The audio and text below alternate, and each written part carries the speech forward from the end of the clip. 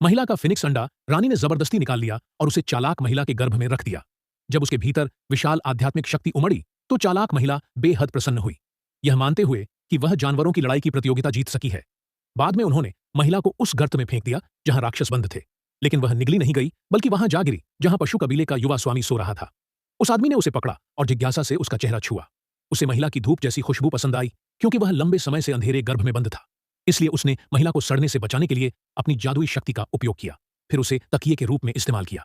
कुछ ही समय बाद महिला का पेट तेजी से चमकने लगा और आश्चर्यजनक रूप से एक और दिव्य पशु अंडा प्रकट हुआ।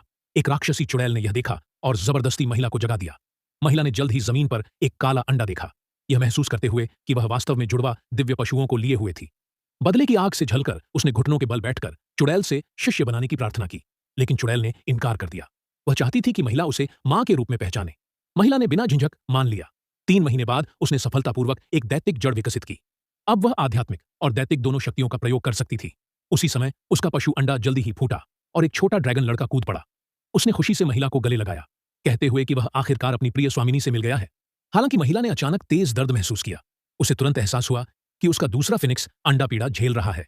असल में अंडा फूटने के बाद फिनिक्स अपनी स्वामिनी को महसूस नहीं कर सका और एक हड्डे में गिर पड़ा। चालाक महिला ने उसे बेरहमी से कोड़े मारे, उसे स्वामिनी कहने के लिए मजबूर किया।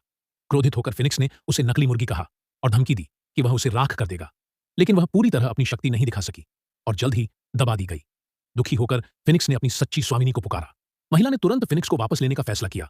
जब चुड़ैल को पता चला कि वह जा रही है तो राक्षसी चुड़ैल और दानवों ने अपने सारे खजाने उसे दे दिए। महिला बेहद आभारी थी। उसने कसम खाई कि वह लौटकर गर्द की मुहर तोड़ेगी ताकि वे भी सूरज की रोशनी देख सके। जैसे ही वह गई, आदमी जाग गया तो उसने देखा कि उसका तकिया गायब है और जादुई दर्पण खोला। बिना उसके ठीक से सो नहीं पाने के कारण उसने मुड़ तोड़कर महिला को खोजने का निश्चय किया। इसी समय जानवरों की लड़ाई की प्रतियोगिता आयोजित हो रही थी।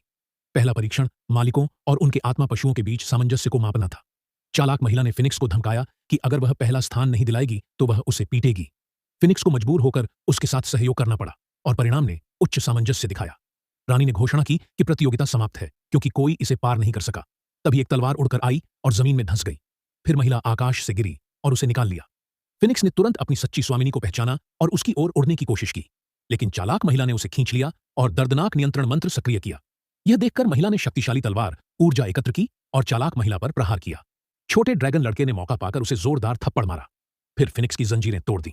क्रोधित होकर चालाक महिला ने आदेश दिया कि महिला को मार डालो और दोनों दिव्य पशुओं को छीन लो। महिला को सभी खजानों का उपयोग कर हताशा में लड़ना पड़ा, लेकिन तभी सबने पाया कि वे हिल नहीं सके। उन्होंने देखा कि आदमी अंदर आया और महिला को अपनी बाहों में उठा लिया।